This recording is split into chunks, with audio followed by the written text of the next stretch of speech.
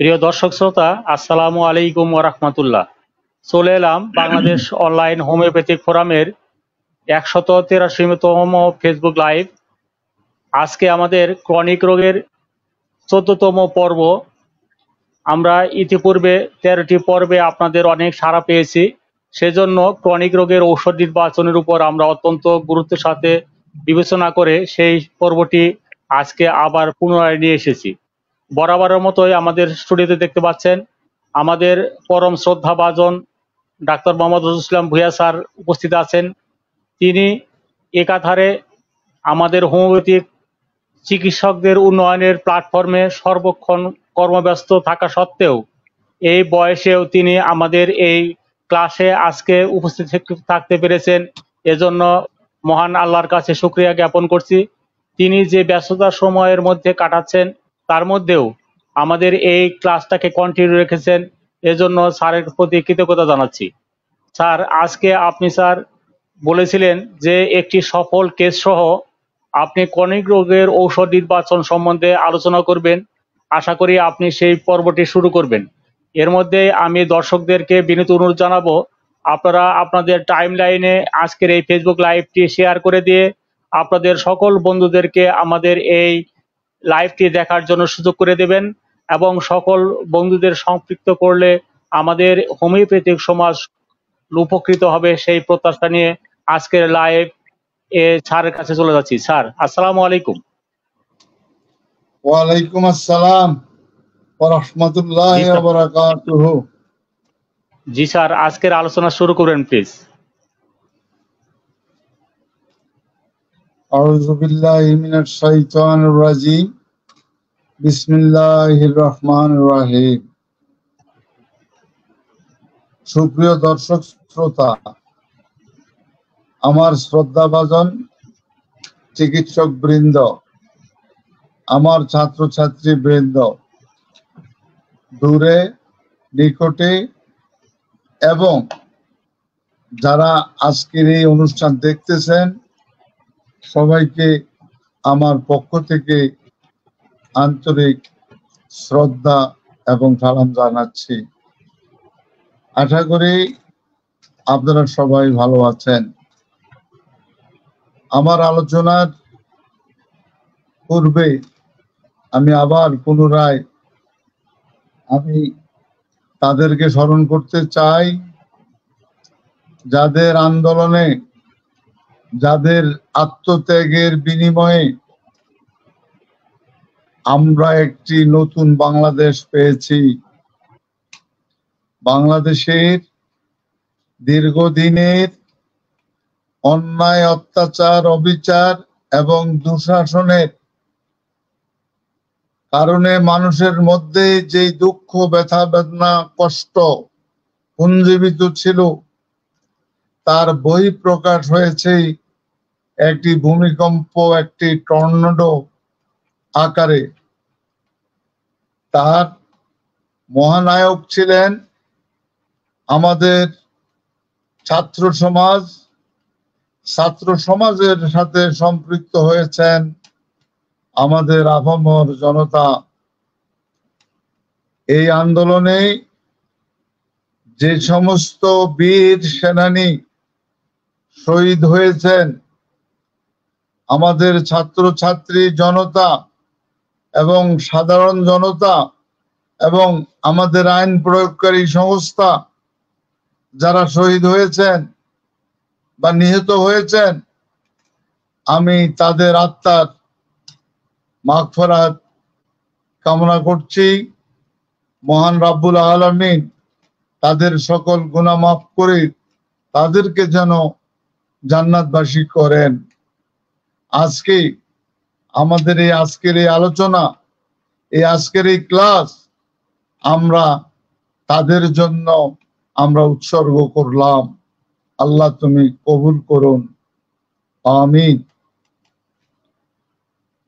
আজকে এই ঝড়ের আমরা যারা হোমিওপ্যাথিক চিকিৎসক, আমাদেরকে সম্পূর্ণভাবে জানান দিয়ে ফেলেছে যে তোমরা হোমিওপ্যাথিক চিকিৎসক, তোমরা সাবধান হয়ে যাও। তোমরা বিগত দিনে যে অন্যায় অত্যাচার অবিচার করেছ, সে অন্যায় অত্যাচার অবিচার এই বাংলাদেশে আর চলবে না। এমনকি হোমিওপ্যাথিক চিকিৎসা বিজ্ঞানেও চলবে না। সুতরাং আমাদের 65টা কলেজ, 2টা ঢাকা ইউনিভার্সিটির অধীনস্থ 2টি হোমিওপ্যাথিক মেডিকেল কলেজ, এই কলেজের সকল শিক্ষক ছাত্রছাত্রী আপনাদেরকে অনুরোধ করব, আপনারা সাবধান হয়ে যান। আর আপনারা নকল করার সুযোগ ইনশাল্লাহ পাবেন না, এবং আপনারা কোনো অন্যায় করতে পারবেন বলে আমার মনে হয় না। আমরা দোয়া করি আমাদের চরিত্র যেন সুন্দরভাবে নতুনভাবে প্রস্ফুটিত হয়। আমাদের চালিকা শক্তি বাংলাদেশ হোমিওপ্যাথিক চিকিৎসা শিক্ষা কাউন্সিলে যারা আসবেন, আমরা আগাম তাদেরকে জানিয়ে দিতে চাই, সাধু সাবধান, আপনারা অন্যায়ের পথে চলবেন। আমাদের ছাত্র সমাজ অত্যন্ত সোচ্চার গতিতে আশা করি হানেম্যানের পতাকা নিয়ে আমাদের বাংলাদেশের সকল আনাচে কানাচে তারা ঘুরে বেড়াবেন। সুতরাং অন্যায় করার কোনো সুযোগ আশা করি থাকবে না, এবং চিকিৎসার নামে অপচিকিৎসাও চলবে না। তাই এখনো সময় আছে। আইন প্রয়োগের আগে, প্রজ্ঞাপন জারির আগেই আপনারা সাবধান হয়ে যান, আপনারা ভালো মানুষ হয়ে যান, ভালো চিকিৎসক হয়ে যান, যাতে আপনার সেবার মাধ্যমে আপনারা প্রমাণ করতে পারেন আপনারা যোগ্য হোমিওপ্যাথিক চিকিৎসক। আজকে আমাদের ধারাবাহিক আলোচনায় আমরা ক্রনিক ডিজিজের 14তম পর্ব আমাদের সভাপতি সাহেব ঘোষণা করেছেন। আমরা একই ধারাবাহিকতায় আমরা আজকে ক্রনিক ডিজিজের যে ওষুধ নিয়ে আলোচনা করব, আমি বিগত দিনে আপনাদেরকে ক্লিয়ার ধারণা দিয়েছি, পরিষ্কার ধারণা দিয়েছি যে কিভাবে ক্রনিক রোগ চিনতে হয় এবং ক্রনিক রোগের ঔষধ নির্বাচন করতে হয়। রোগীর সাথে আপনাকে বন্ধুত্ব স্থাপন করতে হবে, রোগীর আত্মীয় স্বজনের সাথে বন্ধুত্ব স্থাপন করে রোগীর রোগজ লক্ষণ বের করতে হবে। বের করেই তারপরে গিয়ে আমরা অভিষ্ট লক্ষ্যে পৌঁছতে পারবো বলে আশা করি। আজকে আমি অবশ্যই আপনাদেরকে একটা কেস টেকিং দেব, সফল কেস টেকিং, আপনাদের জানার জন্য, বোঝার জন্য। তার আগে আমি যে ওষুধটা নিয়ে আমি আলোচনা করতে চাই, ধারাবাহিকভাবে আপনারা ওষুধের নাম বলবেন, আমি আগে আগে ওষুধের নাম বলবো না। আমি যে ওষুধটা নিয়ে আলোচনা করতে চাই, অবশ্যই এটা একটা টিউবারকুলার মেডিসিন, অবশ্যই এটা একটা ডিফেক্টিং মেডিসিন, অবশ্যই এটা একটা লং অ্যাক্টিং মেডিসিন, অবশ্যই এটা একটা দুরারোগ্য ব্যাধির ঔষধ। আপনারা জানেন আমাদের ওষুধের মধ্যে কিছু ওষুধ আছে রাইট সাইডেড, কিছু ওষুধ আছে লেফট সাইডেড। এই রাইট সাইড লেফট সাইড এটা আপনাদেরকে একটা আগাম জানান দেয়, কিন্তু আপনারা পথভ্রষ্ট হবেন না। আবার কিছু ওষুধ আছে বুঝার জন্য upper extremity, lower extremity, specific organ নিয়েও আমাদের ওষুধ আছে। তার অর্থ এই নয় যে ওই স্পেসিফিক অর্গান নিয়েই আপনি ওষুধটা নির্বাচন করবেন। আপনাকে রেপার্টরিতে মেট্রামেডিকায় ধারণা দিয়েছে বটে, আপনাকে একটু আগেইয়া দিয়েছে ওষুধ নির্বাচনের জন্য। যেমন আমরা রাইট সাইডেড ওষুধ আমরা যখনই কল্পনা করি তখন আমাদের সাধারণত চলে আসে লাইকোপোডিয়াম, আরো অনেক ওষুধ আছে। আবার যখন লেফট সাইডের ওষুধের কথা চিন্তা করি তখন হয়তো বা চলে আসে ল্যাকেসিস। কিন্তু আজকে এই ওষুধটা এটা পেন্ডুলামের মতো, গোলকের মতো, এটা right to left, left to right. যেমন right sided medicine, right must, রাইটে এফেক্টেড এর পরেও তারা কি করে লেফটে এফেক্ট করে, তখনও রাইট সাইডে তারা আক্রান্ত, রাইট সাইডের অর্গানকে আক্রান্ত অবস্থায় থেকে লেফট সাইডকে আক্রান্ত করে। আবার লেফট সাইডের ওষুধ লেফট সাইডকে আক্রান্ত করে বসে থাকে, ক্ষতবিক্ষত করে, তারপরে তারা মেটাস্টেসিস আকারে তারা রাইট সাইডে যায়। কিন্তু এই ওষুধটার ব্যতিক্রমটা হলো এটা কিছুদিন যাবত রাইট সাইডকে এফেক্ট করে, ভালো করে আবার কিছুদিন ভাবে আত্মপ্রকাশ করে left side, right to left, left to right. যখন আমরা গোলক দোলক দেখি এইভাবে লড়তে থাকে, right to left, left to right. আপনি মাথা থেকে পা পর্যন্ত যদি দেখেন, রোগী আপনাকে বলবে স্যার আমার 2 মাস যাবত দেখা যাচ্ছে আমার রাইট সাইডে মাথা ব্যথা, স্যার রাইট সাইডের মাথা ব্যথা হঠাৎ করে নাই, লেফট সাইডে দেখা দিয়েছে, এরকম। আবার বলবে স্যার আমার বাম চোখে কষ্ট, বাম চোখ ভালো হয়ে ডান চোখ, বাম চোখ আমার ব্যথা বেদনা, বাম থেকে জ্বালা পোড়া, আবার স্যার এটা ভালো হয়ে আবার রাইট সাইডে আমার ডান চোখ। ঠিক তেমনি ভাবে দেখা যাবে আপনার টনসিলাইটিস, রাইট সাইডে টনসিলাইটিস, আবার কিছুদিন যাবত সেটা আবার লেফট সাইডে টনসিলাইটিস, এইভাবে আসে। ডিপথেরিয়ার ক্ষেত্রে আপনি আসেন একবার রাইট সাইডে, একবার লেফট সাইডে।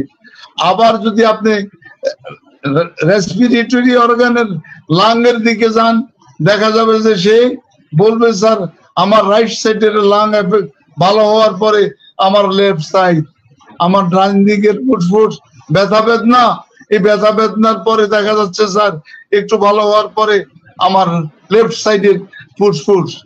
এইভাবে আমার রাইট কিডনি, লেফট কিডনি এই অবস্থায় চলতে থাকে। তারপরে যদি বলে স্যার আজকে আমার বাত ব্যথা, এই বাত ব্যথা কখনো আমার ডান দিক স্যার আমি ভালো হওয়ার পর দেখা যাচ্ছে বাম দিকে শুরু হয়ে যায়, তাহলে বাত ব্যথাও right to left, left to right এইভাবে চলতে থাকে। এখন যদি আপনি জেনিটাল অর্গানের দিকে তাকান, দেখা যাবে আমার জেনিটাল, আমার ফিমেল জেনিটাল অর্গান और মেল জেনিটাল অর্গান, স্যার আমার রাইট টেস্টিসে ব্যথা বেদনা কষ্ট। আবার এই রোগী এসে বলবে স্যার এটা ভালো করলাম, ভালো হওয়ার পর দেখা গেল লেফট টেস্টিসে। এইভাবে আমাদের ওভারিয়ানের মধ্যে right ovary, left ovary, Fallopian টিউবের মতো রাইট এন্ড লেফট, এইভাবে আমাদের কষ্টগুলি সেই জায়গায় বিরাজমান। সুতরাং আমরা এই ওষুধের তার একটা বৈচিত্র্য আমরা পেয়েছি, যেই বৈচিত্র্য আমাদেরকে ওষুধ নির্বাচনের জন্য সহায়তা করবে। আমি আগে বলেছি এই ওষুধটা ডিফেক্টিং, এই ওষুধটা লং অ্যাক্টিং, এবং এটার ধর্মই হলো পার্শ্ব পরিবর্তন। এটা সকল ক্ষেত্রে যতগুলি আমি রোগ লক্ষণের কথা বললাম, এটা আমার মাথা থেকে পা পর্যন্ত যতগুলি অর্গান আছে সমস্ত অর্গানের ওষুধ। এই ওষুধটা এক এক সময় এক এক অর্গানে এই ওষুধটা আত্মপ্রকাশ করে। এখন আসেন এটা কি করে, এটা আত্মপ্রকাশ করার পরে আমার মাথাকে ধরে লস অফ মেমোরি, আমার স্মরণ শক্তি আমাকে দুর্বল করে দেয়, লস অফ মেমোরি। আমার স্যার এই যখন আমি এই ওষুধের রোগে আক্রান্ত হই তখন আমার বিচার বুদ্ধি বলতে কিছু থাকে না। আমার কখনো আমি উগ্র, কখনো আমি নিজকে ধর্মান্ধ, এবং কখনো আমি প্রতিবাদী, কখনো মনে হয় যেন আমার সমস্ত চরিত্র ল্যাকেসিসের মতো আমার মেন্টালিটি এরকম পর্যায়ে চলে আসে। রোগী তো ল্যাকেসিস বলবে না, আমি বলেছি ল্যাকেসিসের মতো তার মেন্টালিটি। এবং অনেক সময় সে হতাশ হয়ে বলবে পৃথিবীতে আমার আপন বলতে কেউ নাই, সবসময় তার রোগজও একটা ভয়। এই অবস্থায় এখন স্যার আপনি তাজ্জব হয়ে যাবেন, স্যার আমি একটা স্বাভাবিক মানুষ যখনই আমার ঋতুস্রাব শুরু হয়ে যাবে, ঋতুস্রাবের সাথে সাথে স্যার আমার গলা ব্যথা শুরু হয়ে যাবে, আমার ব্রেস্টে ব্যথা শুরু হয়ে যাবে, আমার বিভিন্ন সমস্যা, স্তনে ব্যথা, এবং ঋতুস্রাবের সময় আমার কাশি, আমার গলা ব্যথা ইত্যাদি স্যার আমার এগুলা দেখা দেয়। আচ্ছা, আর স্যার আশ্চর্য, এত রোগের মধ্যেও আমি রোগে ভুগি, অথচ খাওয়ানোর কোনো অতৃপ্তি নাই, প্রচুর খাবার খেতে পারি, খাই খাই ভাব, খাই খাই ভাব স্যার, সিপিয়ার মতো আমি কেবল খাই, খাই খাই ভাব আমার। এটা সিপিয়া তো রোগী বলবে না, আমি কেস টেকিং এর মধ্যে পেয়ে গেলাম যে সিপিয়ার মতো, তার ভিতরে একটা খাই খাই ভাব। স্যার আমি ল্যাকটেটিং মাদার, আমার বাচ্চা আমার ব্রেস্ট ফিডিং দুধ খায় স্যার, আমি কি বলবো, আমার ব্রেস্টে দুধ নাই, দুধ নাই স্যার। আপনি স্যার আমাকে একটা ওষুধ দেন আমার, যাতে বাচ্চাটা দুধ খেতে পারে, স্যার দুধ নাই। আবার কোন মহিলা আইসা বলবে কি স্যার প্রচুর দুধ স্যার, আমার দুধ কমাইয়া দেন, প্রচুর দুধ, এই দুধ স্যার আমাকে কমাইয়া দেন। তাহলে এটা যেমন দুধ শুকাইয়া যায়, আবার অতিরিক্ত দুধ বাড়াইয়া দেয়, অতিরিক্ত দুধ বাড়াইয়া এটা দুধ কমান, দুধ কমাইয়া দেন। তাহলে এর সাথে সাথে স্যার লজ্জার কথা বলবো কি স্যার, আমার যৌন উত্তেজনা অনেক বেশি, এবং স্যার আমি কাপড় চোপড় পরতে পারি না, ওই জায়গার মধ্যে হাত লাগালে কাপড় চোপড় গেলেই স্যার আমার উত্তেজনাটা বেড়ে যায়। কোনো পুরুষ মানুষের কথা চিন্তা করলে বা কোনো মহিলার কথা চিন্তা করলে স্যার আমার উত্তেজনাটা বেড়ে যায়। এখন স্যার আমার লক্ষণগুলি স্যার সবই পিকুলিয়ার, কষ্টদায়ক স্যার। আমি স্যার একটা ভীষণ বড় রকমের একটা স্বপ্ন দেখি, যেই স্বপ্নে স্যার আমার কোনো ঘুম নিদ্রা নাই, ভয়ের স্বপ্ন। আরে বাবা কিসের ভয়? ও স্যার সাপের ভয়। তাই নাকি? হ্যাঁ স্যার। কি ধরনের সাপ? ও যত প্রকার সাপ আছে, সাপের ভয়ে স্যার সাপ চারিদিকে আমাকে ঘুরে বেড়ায়। তাহলে আর কি স্যার, আমার বুক ধড়ফড় ধড়ফড় ধড়ফড় করে, আমার বুক ধড়ফড় করে স্যার, এবং আমার জরায়ু দিয়া প্রস্রাব দ্বার দেয়া আমার কি হয়, বায়ু নিঃসরণ হয়, এটাকে ইংলিশে বলা হয় ভাইজোমেট্রা। এখন আমি আপনাদেরকে এতগুলি কথা বললাম, এবার আপনি ব্যাটে বলে মিলান। আমি এটার প্রথম ক্লিয়ার কনসেপশনটা আপনাদেরকে দিয়েছি। আপনারা কেস টেকিং করে রোগীর থেকে কথাগুলি, রোগীর সাথে বন্ধুত্ব স্থাপন করে আপনাকে এই কেস টেকিং করতে হবে। আমার এমনও রোগী গেছে 3 দিন 5 দিন 7 দিন লাগে, কারণ হানেম্যান বলেছে তুমি টাকা পয়সা ইনকাম করার জন্য হোমিওপ্যাথিক চিকিৎসা নয়, মানুষের সেবার জন্য, রোগ ভালো করার জন্য এই হোমিওপ্যাথিক চিকিৎসা। আমি তোমাদেরকে সৃষ্টি করতেছি, তোমাদেরকে জ্ঞান দিতেছি, এই জ্ঞানের অর্থ এই নয় যে অর্থ উপার্জন। তোমরা সেবক হও, জনতা রোগাক্লিষ্ট মানুষের সেবক হও। এই চরিত্রের গঠন করার জন্যই আজকে হোমিওপ্যাথিক চিকিৎসা বিজ্ঞান, আজকে ডে বাই ডে পৃথিবীর 110টা দেশে এই চিকিৎসা বিজ্ঞান চলমান। এখন আজকে এই ওষুধটার লেটেস্ট সিমটমস 8660টা, আর আমি আপনাদেরকে দিয়েছি 10-12টা লক্ষণ। আমার ডাক্তার বন্ধুরা, আপনারা কি বলবেন আমারে কি ওষুধ দিবেন? একটু দয়া করে ওষুধ দেন তো দেখি, আপনারা কি ওষুধ দিবেন? জি স্যার, ধন্যবাদ স্যার। অনেক বন্ধুরাই স্যার অনেকবার বিভিন্ন ওষুধের নাম বলেছেন। ইতিমধ্যে আমাদের এখানে দেখা যাচ্ছে ঝর্ণা আক্তার বলেছেন ল্যাকক্যান, জহুরুল হক বলেছেন ল্যাকক্যান, ডাক্তার সাইদুদ্দিন ল্যাকক্যান এবং তরিকুল ইসলাম তারেক, তিনি আপনাকে হোমিওপ্যাথিক কাউন্সিলের প্রধান হিসাবে দেখতে চান বলেছেন। এখানে দেখা যাচ্ছে ঝর্ণা আক্তার ঝর্ণা, তিনি বলেছেন ল্যাকক্যান। রফিকুল ইসলাম, তিনি বলেছেন ল্যাকক্যান। জাকিয়া মহসিনা বলেছেন ল্যাকক্যান। এখানে বলেছেন সাকাওয়াত ইসলাম চৌধুরী ল্যাকক্যান। রফিকুল হাসান, তিনিও ল্যাকক্যান বলেছেন। আমাদের ইতি চৌধুরী মমো, তিনিও বলেছেন যে খুব গুরুত্বপূর্ণ আলোচনা, শুভকামনা আপনার জন্য। সুদর্শন বিশ্বাস ল্যাকক্যান। জহুরুল ইসলাম কুকুরের দুধ থেকে তৈরি ওষুধের কথা বলেছেন।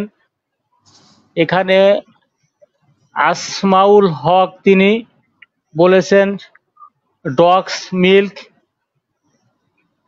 ডাক্তার সদরউদ্দিন বলেছেন ল্যাকক্যানাইনাম। বিপ্লব চৌধুরী বলেছেন ল্যাকক্যান। শাহনারা রেবা বলেছেন ল্যাকক্যান।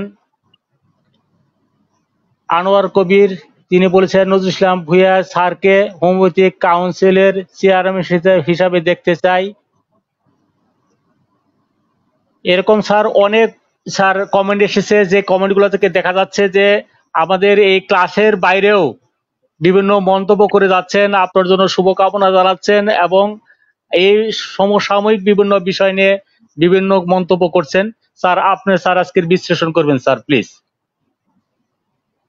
আলহামদুলিল্লাহ, আপনাদেরকে অশেষ অশেষ ধন্যবাদ। চিকিৎসক বৃন্দ, আপনাদের জ্ঞানের গভীরতা অনেক ডিপ, আপনারা অনেক দূর অগ্রসর হয়ে গিয়েছেন। আপনাদের জ্ঞানের কাছে আমি সম্পূর্ণ একজন শিশু বলে মনে হচ্ছে, এবং আমি আপনাদের এই ওষুধ নির্বাচন দেখে আমার মনে হচ্ছে যে অদূর ভবিষ্যতে ইনশাআল্লাহ আমাদের হাত থেকে আমরা প্রত্যেকটা রোগীকেই আমরা সেবা দিতে পারবো এবং তার রোগ যন্ত্রণা থেকে আমরা তাকে মুক্তি দিতে পারবো। তবে আমি যেভাবে আপনাদেরকে সাজিয়ে দিয়েছি, আপনারাও এইভাবেই রোগীর থেকে তার যন্ত্রণাগুলি, তার লক্ষণগুলি এভাবে সাজাবেন। আর আপনারা যারা আমার প্রতি আপনাদের দয়া, ভালোবাসা, আন্তরিকতা আপনারা বিগত দিন থেকে অদ্য পর্যন্ত দেখিয়ে যাচ্ছেন, আপনাদেরকে অশেষ অশেষ ধন্যবাদ। এখন আপনারা অনেকে বলছেন আমি যেন হোমিওপ্যাথিক চিকিৎসা কাউন্সিলের চেয়ারম্যান হই। এটা আপনাদের ভালোবাসা, আপনাদেরকে ধন্যবাদ। তবে দয়া করে আপনাদেরকে বুঝতে হবে, এই ফেসবুকে অথরিটি না, চেয়ারম্যান বানাবে সরকার, স্বাস্থ্য মন্ত্রণালয়, তারা বানাবে। সুতরাং তাদের নিকট অবশ্যই গ্রহণযোগ্য মানুষ আছে। আপনাদেরকে শুধু এইটুকু বলতে চাই, আমি বিগত দিনে আমার এই আন্দোলনকে প্রশমিত করার জন্য আমি প্রথমেই 4 মাস আগে চেয়ারম্যান হিসেবে আমি প্রেয়ার করেছি গভর্নমেন্টের কাছে। আমি প্রেয়ার করেছি, দরখাস্ত করেছি। এখন দরখাস্ত মঞ্জুর হবে কি হবে না এটা তাদের ব্যাপার, তাতে আমার কোনো দুঃখ নাই, আমার কোনো কষ্ট নাই। আমি মনে করি একজন যোগ্য ব্যক্তি, সৎ ব্যক্তি, যিনি হোমিওপ্যাথিক চিকিৎসা জানেন, এই ধরনের একজন ব্যক্তি, ভালো মানুষ, সর্বোপরি যেন একজন ভালো মানুষ হোমিওপ্যাথিক কাউন্সিলের চেয়ারম্যান হন এবং সদস্যরাও যেন ওই চরিত্রের অধিকারী হন। তাহলে আমাদের হোমিওপ্যাথিক চিকিৎসা বিজ্ঞান আপনার তার অভিষ্ট লক্ষ্যে পৌঁছতে পারবে। আমি আপনাদের দোয়া চাই এই বিষয়ে। ধন্যবাদ। আপনারা ফেসবুকে এই বিষয়গুলো লেখালেখি করতে যাবেন না। Facebook is not the authority, authority হলো গভর্নমেন্ট। Okay fine. এবার আসেন আমি আপনাদেরকে যে একটা সফল কেস উপহার দিতে চেয়েছি, সেই বিষয়ে আমি কেসটাকে উপস্থাপন করতে চাই। সভাপতি সাহেব, আপনি যদি বলেন তাহলে আমি কেসটা উপস্থাপন করতে চাই। জি স্যার, শুরু করুন স্যার। আমি যখন সরকারি হোমিওপ্যাথিক মেডিকেল কলেজে অধ্যাপনার দায়িত্বে ছিলাম, তখন আমি আমার ছাত্রছাত্রীদের ভালোবাসায় সিক্ত। আপনারা জানেন, প্রকৃত শিক্ষক যারা, তারা ছাত্রছাত্রীদের নিকট অত্যন্ত আবেগী মানুষ। ছাত্রছাত্রীদের কথা শুনতে আমরা বাধ্য, ওদেরকে আমরা সন্তানের মতো মনে করি। অদ্য পর্যন্ত তাদেরকে অন্তত আমি সন্তানের মতো মনে করি। তেমনি ধারাবাহিকতায় 2002, সম্ভবত 2002-এ আমার এক ছাত্র বাড়ি মানিকগঞ্জের জিটকাতে, হরিরামপুর উপজেলায় জিটকাতে, স্যার দয়া করে আমি একটা রোগী আপনাকে দেখতে নিয়ে যাব, আপনাকে যেতে হবে। তাকে বললাম কি ধরনের রোগী? স্যার পাগল রোগী। যাই আলহামদুলিল্লাহ, আমি চলো যাই। দিন তারিখ ঠিক করে আমি গেলাম। এটা মানিকগঞ্জ থেকে 20 কিলোমিটার দূরে আপনার জিটকাতে আমি রোগীর বাড়িতে গেলাম। গিয়ে দেখি যে রোগী ইন্ডিকেট করে দিয়েছে পাগল রোগী। আমি কিন্তু তার তেমন কোনো পাগলামি দেখতেছি না। আমি দেখলাম রোগীটা ঠিক উঠান, বুঝেন উঠান, উঠানের মাঝখানে একটা পরিষ্কার জায়গায় দাঁড়িয়ে আছে। তার গায়ে কোনো গেঞ্জি নাই, পরনে একটা হাফ প্যান্ট পরা, লুঙ্গিও নাই। সে তার এই কাপড় চোপড় পরাতে আমার কাছে মনে হয় নাই সে রোগী। এখন রোগীর যারা আপনজন, সে আপনজনের মধ্যে তার স্ত্রী আছে, তার বাবা মা আছে। তারা বললেন, স্যার আমার এই ছেলের গায়ে এই যে একটা গেঞ্জি দেখতেছেন আর একটা হাফ প্যান্ট পরা, এই অবস্থায় আজকে স্যার 97 থেকে এ পর্যন্ত এই অবস্থায় আছে। সে কোনো কাপড় চোপড় পরে না এবং সে এইরকম পরিষ্কার ফটফটে জায়গায় থাকতে সে বেশি পছন্দ করে। রাত্রে বহু কষ্টে তাকে ঘরে নিয়ে চারিদিকে আলো জ্বালিয়ে তাকে রাখতে হয়। আমার পাড়া পড়োশি আত্মীয় স্বজন তারা বলেছে ওকে বিয়ে করাইয়া দিতে, বিয়ে করাইলে ঠিক হয়ে যাবে। প্রত্যেকের কথা অনুসারে তাকে বিয়ে করাইয়া দিলাম। এই যে তার বৌমা, এই যে তার ওয়াইফ।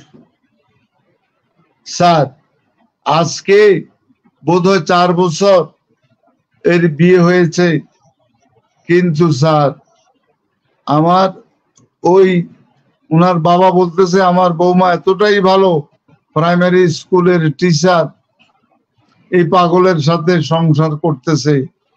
মানুষের কথা অনুসারে আমরা বিয়ে করে দিয়েছি, কিন্তু তার তো কোনো উপকার হলো না। এবার আমি ওর সাথে উঠানে যখন গেলাম, যাওয়ার পরে আমাকে বলে আপনি আপনার এই শার্ট খুলে ফেলেন। আয় রে, মহাবিপদে পড়লাম। আমাকে বলে আপনি শার্ট খুলেন। আমি শার্ট খুলে ফেলছি। আল্লাহ মাফ করেছে, যদি বলতো আপনি প্যান্ট খুলেন তাহলে তো আমি আমার ইজ্জত চাইতো, কিভাবে কি হইতো বুঝতাম না। আমি শার্ট খুললাম। খোলার পরে আমি বললাম, বাবা তুমি আমাকে শার্ট খুলতে বললা, তোমার গায়ে শার্ট নাই, কাপড় চোপড় নাই, এরকম উঠানের মাঝখানে। এখন উঠানের মাঝখানে পড়লো কি, আমি ডাক্তার গেলাম, তারা ঘরের থেকে চেয়ার নিয়ে আসলো। এই রুগী করলো কি, আমাকে চেয়ারে বসতে দিচ্ছে না। সে চেয়ারটাকে উল্টাইয়া পাল্টাইয়া, আমি এগুলো লক্ষ্য করতেছি, চেয়ারটাকে উল্টাইয়া পাল্টাইয়া দেখে, বারবার দেখে এরপরে সে আমাকে বসতে দিছে। আমি বললাম, বাবা তোমার কি কষ্ট? স্যার আমার একটাই কষ্ট। কি? কয় আমার ভয়। কিসের ভয়? স্যার সাপের ভয়। তোমার এই ভয় কবে থেকে? স্যার 1997 থেকে। কেমনে তুমি ভয় পেয়েছো, সাপের ভয়? তখন সে বললে, স্যার 1997 সনে একটা বন্যা হয়েছে। এই বন্যায় আমার এই মানিকগঞ্জ পুরোটাই ডুবে গিয়েছে। আমি মুদি দোকানদার, আমি একটা বাজারের পাশে একটা মুদির টং দোকান, ওই দোকানে আমি মুদির ব্যবসা করি।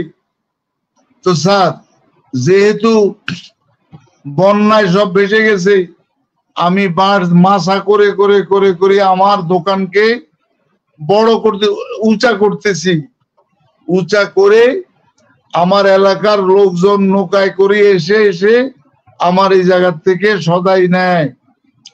তো লোকজন খুব একটা বেশি আসে না, যার কারণে আমি কি করতাম, বন্ধু বান্ধব সহ সময় কাটানোর জন্য এই দোকানের মধ্যে আমি তাস খেলতাম।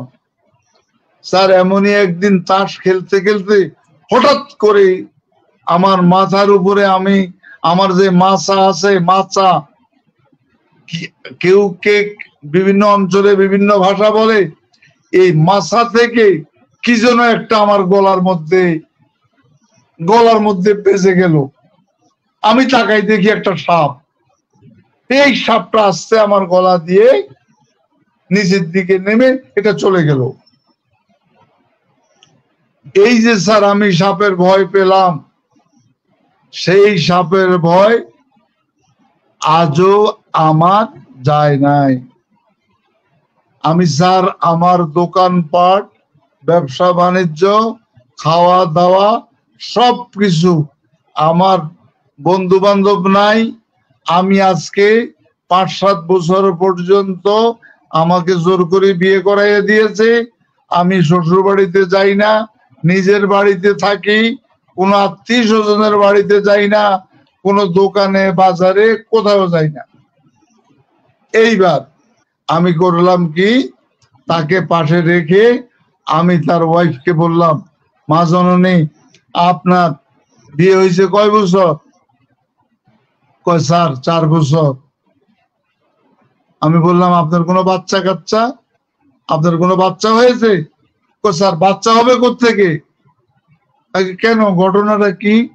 আপনাদের ভিতরে কি কোনো যৌন মিলন হয় না?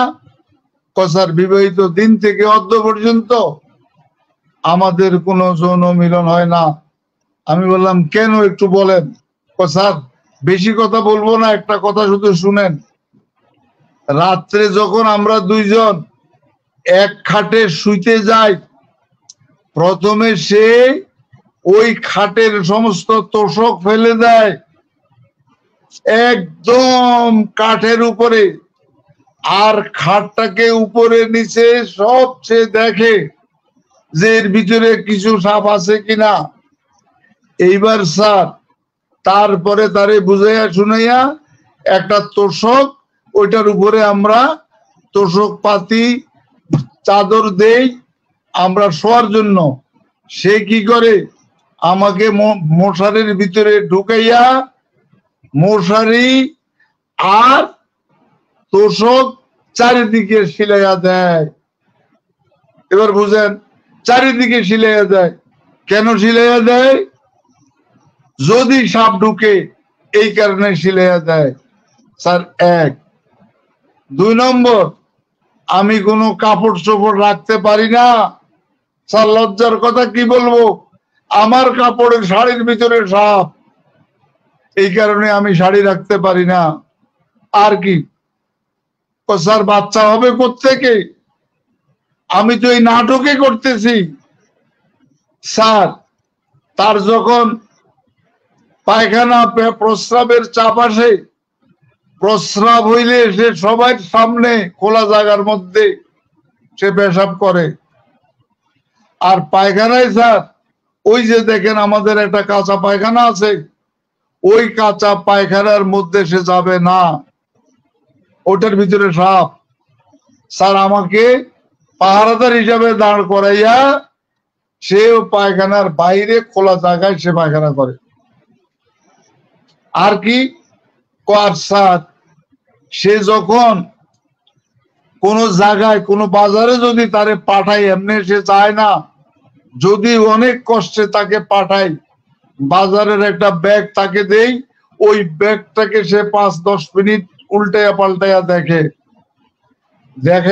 দেখার পরে সে যখন বাজারে যায়, রাস্তা দিয়ে যায়, রাস্তার মাঝখান দিয়ে হাঁটে, রাস্তার দুই পাশে ঝোপ জঙ্গল আছে, ঘাস আছে, ওর ভিতরে সাপ আছে, সে রাস্তার মাঝখান দিয়ে হাঁটে।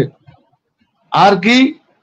স্যার যদি কোনো জমিন থাকে, এই জমিনের আমাদের ভাষায় বলে আইল, সে আইল দিয়ে হাঁটবে না, জমির মাঝখান দিয়ে সাদা যেই মাটির টুকরা চাক, ওর মাঝখান দিয়ে সে হাঁটবে।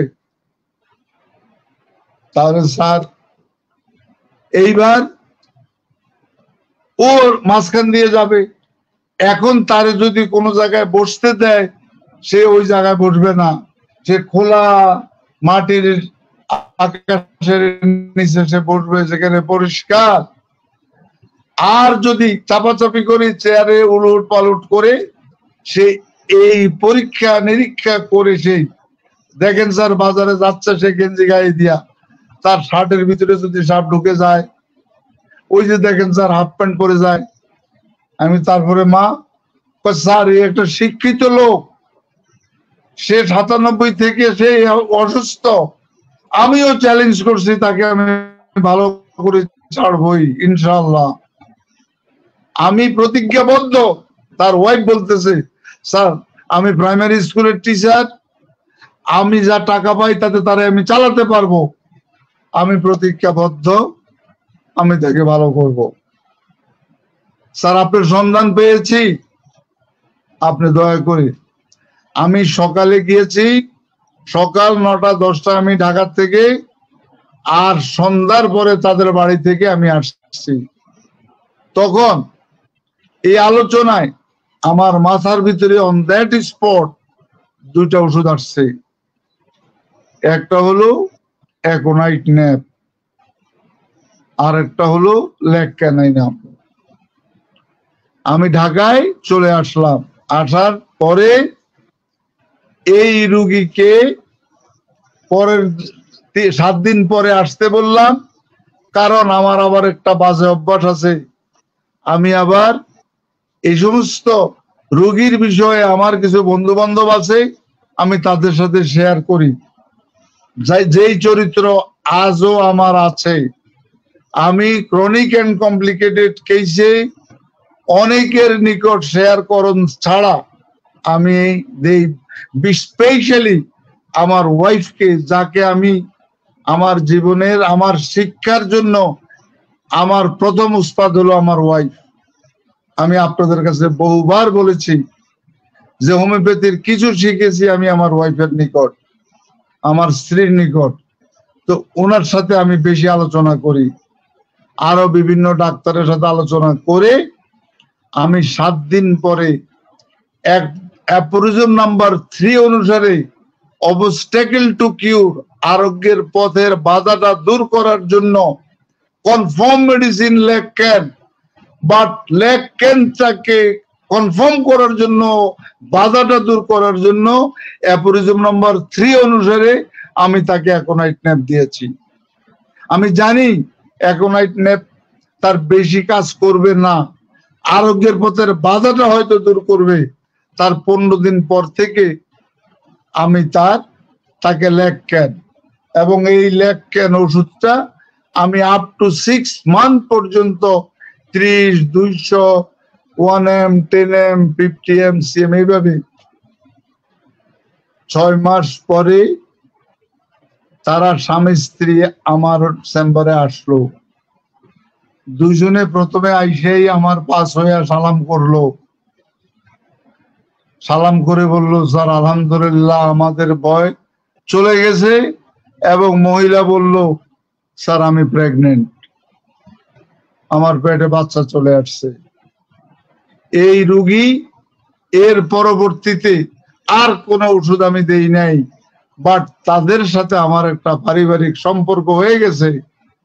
রোগীদের সাথে আমি সম্পর্ক রাখি দীর্ঘদিন, এবং আমি নিজে উইলিংলি তাদেরকে ফোন করি জিজ্ঞাসা করি রোগীদের বাড়িতে। সেই অবস্থায় তারা এরপরে 6 বছর পর্যন্ত তাদের সাথে আমার যোগাযোগ ছিল। 6 বছর পরে তারা আমাকে ফোনায় বলেছে, স্যার আমরা 2 সন্তানের জনক জননী। এই হলো লেক ক্যানাই নামের রেজাল্ট। এই কেসটা আমি আপনাদের সুবিধার জন্য যেভাবে আমি কেস টেকিং করেছি তাও বললাম। এইবার ইয়াকুব আলী সাহেব, এই নিয়ে দর্শক শ্রোতাদের উদ্দেশ্যে আপনি এই বিষয় নিয়ে কথা বলতে পারেন। ধন্যবাদ স্যার। পাইলে আমরা পরবর্তী ওষুধ নিয়ে আলোচনা করব। ধন্যবাদ স্যার। আমরা দেখতে পাচ্ছি ইতিমধ্যে আমাদের দর্শক সারিতে অনেক গুরুত্বপূর্ণ হোমিওপ্যাথিক চিকিৎসকগণ উপস্থিত আছেন। বিশেষ করে ডাক্তার আশরাফুল হক স্যার আমাদের সাথে সংযুক্ত আছেন। শুনতে পাচ্ছি না সভাপতি সাহেব, শুনতে পাচ্ছি না স্যার। আপনার কল আসছে, এই জন্য আপনার সমস্যা হচ্ছে স্যার। আপনি স্যার কলটা ধরেন স্যার।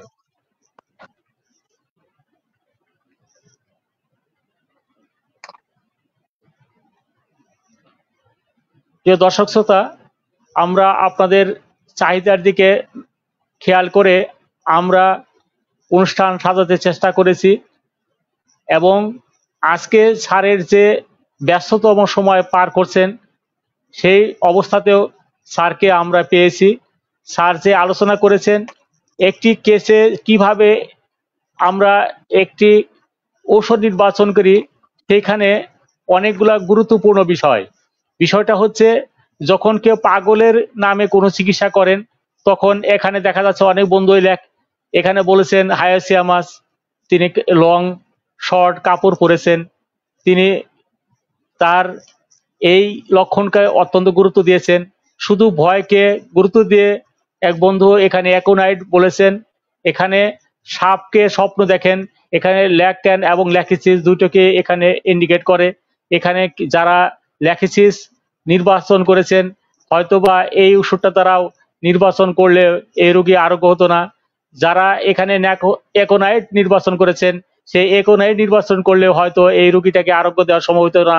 এখানে যারা হায়াসিয়ামাস নির্বাচন করেছেন তাদের দ্বারাও এই রোগীটা আরোগ্য হতো না।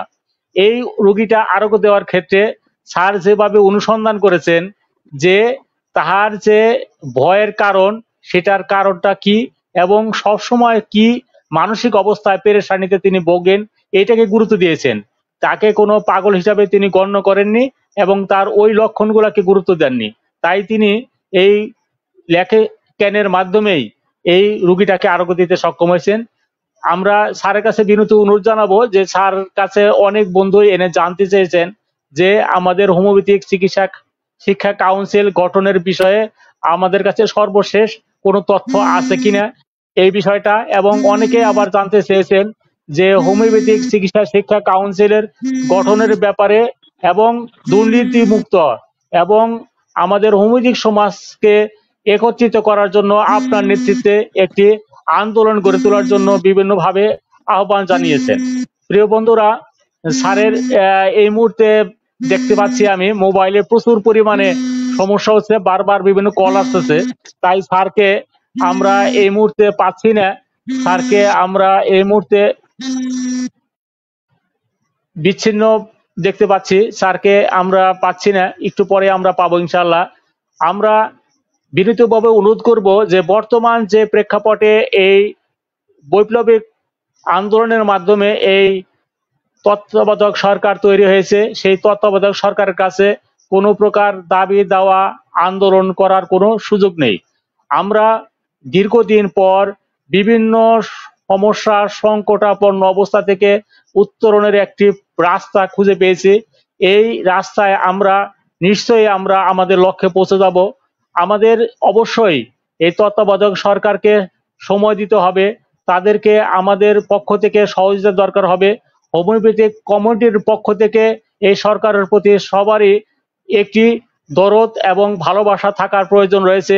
যেখানে যে ক্ষেত্রে যে তথ্য দিয়ে এই সরকারকে সহযোগিতা করা যায় সেই সহযোগিতার হাত প্রসারিত করার জন্য বাংলাদেশ অনলাইন হোমিওপ্যাথিক ফোরামের পক্ষ থেকে আপনাদেরকে বিনীত অনুরোধ জানাচ্ছি। আমরা ইতিমধ্যে দেখতে পাচ্ছি বিভিন্ন পেশাজীবী সংগঠনগুলো বিভিন্নভাবে নিজেদের সংগঠনের যে ব্যানার রয়েছে সেই জাতীয় সংগঠনের ব্যানারগুলো, বিশেষ করে ইঞ্জিনিয়ার্স ইনস্টিটিউট, কৃষিবিদ ইনস্টিটিউট, এরকম বিভিন্ন যে জাতীয় সংগঠন রয়েছে সেই সংগঠনের পক্ষ থেকে তাদের পরিবর্তনের একটি ধারা দেখতে পাচ্ছি। তাদের সংগঠন পরিচালনার ক্ষেত্রে যে রাজনৈতিক প্রভাব ছিল সেই রাজনৈতিক প্রভাব মুক্ত হওয়ার জন্য তারা চেষ্টা করছেন। আমি ইতিমধ্যে আপনাদেরকে একটু ইঙ্গিত দিতে চেষ্টা করেছি যে আমাদের হোমিওপ্যাথিক চিকিৎসকদের মধ্যে এমন কোনো জাতীয় কোনো সংগঠন নেই যে সংগঠনের মাধ্যমে আমরা এই সরকারের কাছে কোনো একটি দাবি নিয়ে যেতে পারি।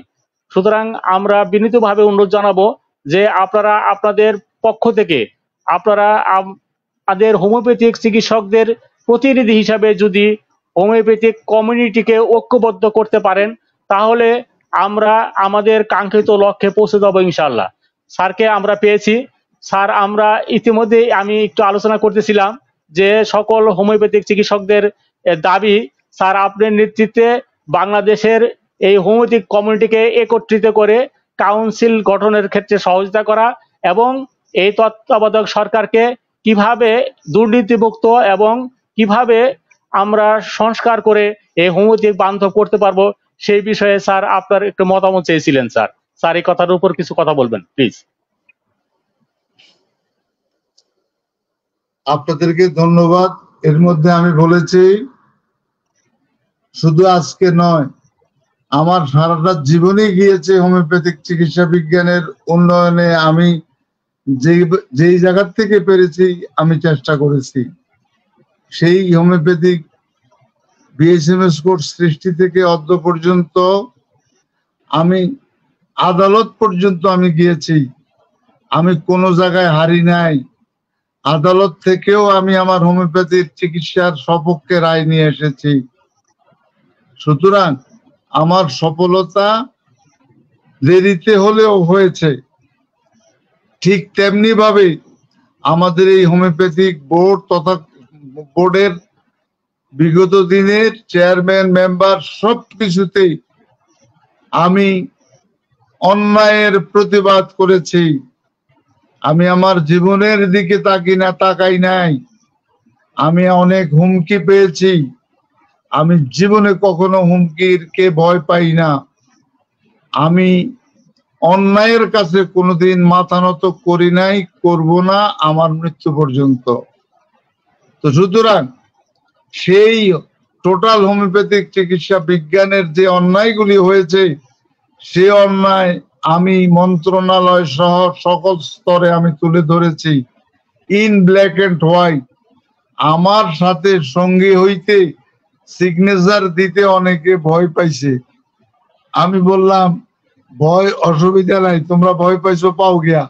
আমি একাই এই রাজ্যে সিগনেচার করে সকল স্তরে আমি অন্যায়ের কৃতকর্ম যারা করেছে তাদের চরিত্র আমি তুলে ধরেছি। আমার ইসলাম ধর্মে আছে যে তুমি কিছু করতে না পারো অন্তত প্রতিবাদ করো। তুমি নীরব দর্শকের মতো থাকবা না।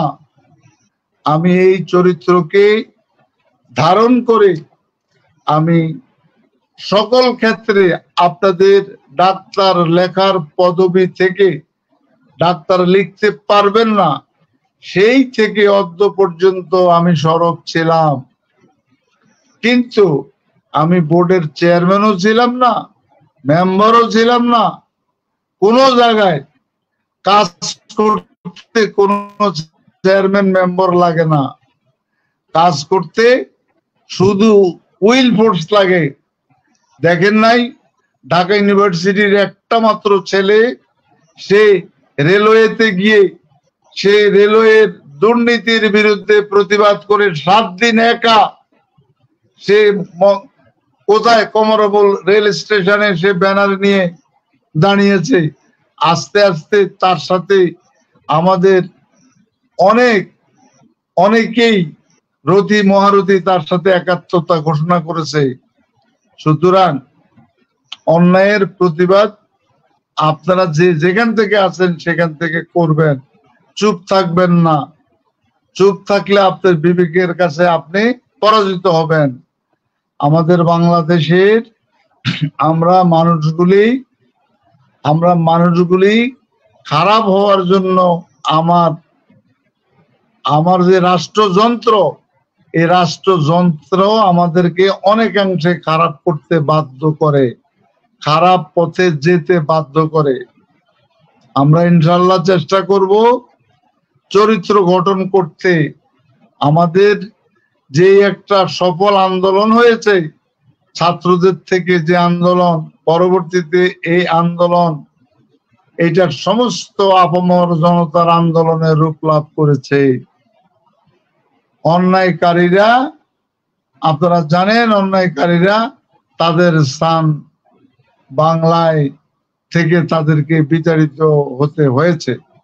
তেমনি ভাবে হোমিওপ্যাথিক চিকিৎসা বিজ্ঞানের ক্ষেত্রে যারা অন্যায় করবেন তাদের শাস্তি পেতেই হবে। আপনি সিঙ্গেল ওষুধের পরিবর্তে ডাবল ট্রিপল ওষুধ দিবেন, মাদার টিংচার দিবেন এবং আপনি প্যাটেন টনিক কম্বিনেশন দিবেন, এর রেজাল্ট আপনি পেয়ে যাবেন। আপনি একবার বিবেকের কাছে প্রশ্ন করবেন, আপনার ইনকামটা, এই টাকাটা হালাল না হারাম? আপনার এই টাকা নিয়ে কি আপনি কবরে যাবেন? আপনি যাবে আপনার আদর্শ, আপনার নীতি আদর্শ। মনে রাখবেন, আপনার টাকা, আপনার বাড়ি, আপনার গাড়ি সব এই ভূমিতে থাকবে।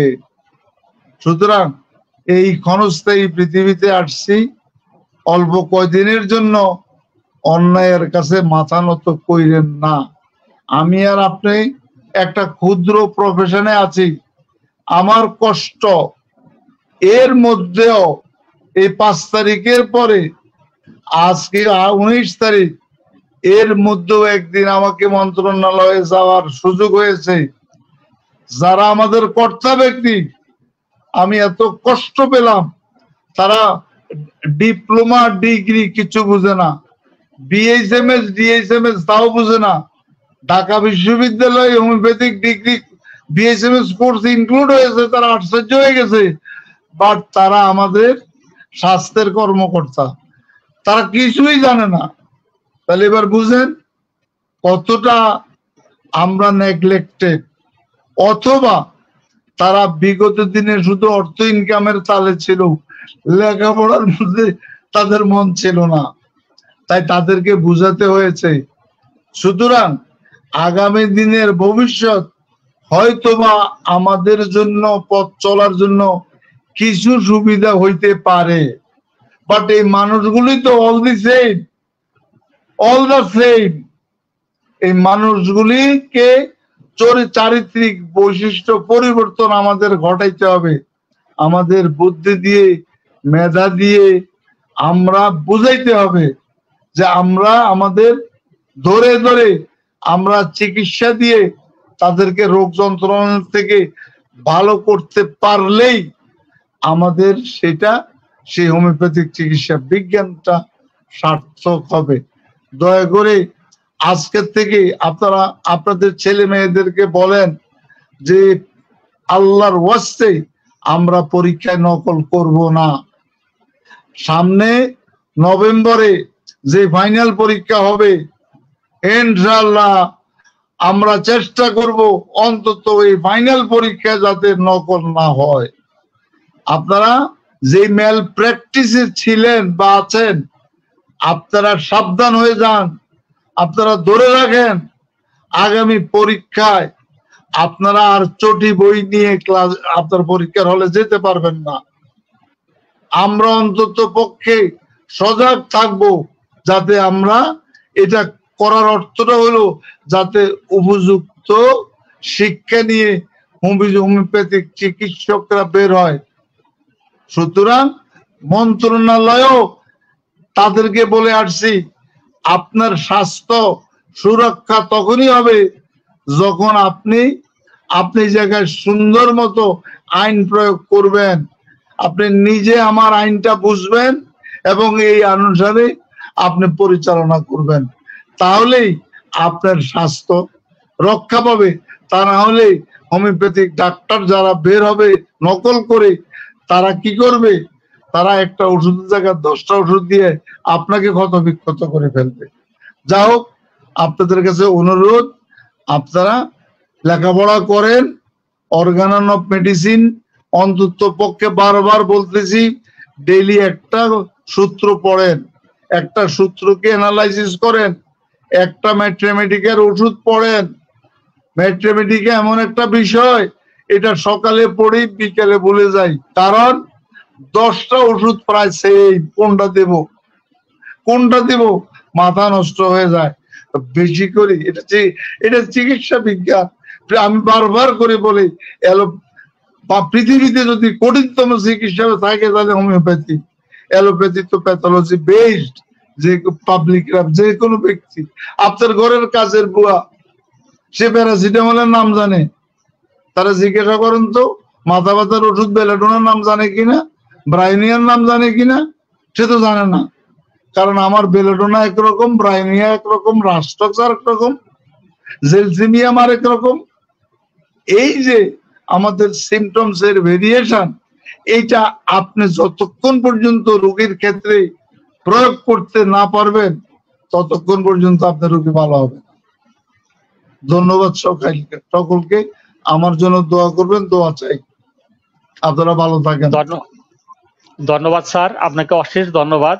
আপনি এই যে ক্লান্ত অবসন্ন অবস্থায়ও আপনি আমাদের সাথে সময় দিয়েছেন, এজন্য আমরা আপনার প্রতি কৃতজ্ঞ। এবং প্রিয় দর্শক শ্রোতা, আপনারা দীর্ঘ সময় আমাদের এই লাইভে ছিলেন, কমেন্টস করেছেন, উৎসাহিত করেছেন এবং বিভিন্ন প্রশ্ন জানতে চেয়েছেন। সময়ের স্বল্পতার কারণে সকল প্রশ্নের জবাব দেওয়া সম্ভব হলো না।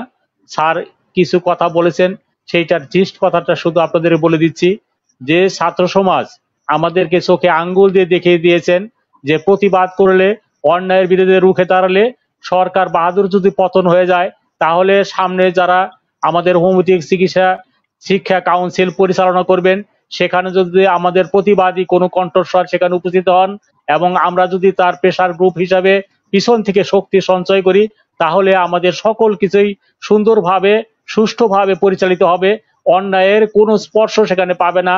আমরা সেই প্রত্যাশা রেখে আপনাদের সকলকে ঐক্যবদ্ধভাবে হোমিওপ্যাথিক চিকিৎসাকে কলঙ্ক মুক্ত করার জন্য এবং দুর্নীতি মুক্ত রাখার জন্য যতটুকু প্রেরণা, উৎসাহ এবং ঐক্যবদ্ধ থাকার প্রয়োজন রয়েছে, সেই দিকে লক্ষ্য রেখে আপনারা ঐক্যবদ্ধ থাকবেন, সেই প্রত্যাশা রেখে আজকের ফেসবুক লাইভ এখানে শেষ করছি। সকলের জন্য শুভকামনা। আসসালামু আলাইকুম ওয়া রাহমাতুল্লাহ।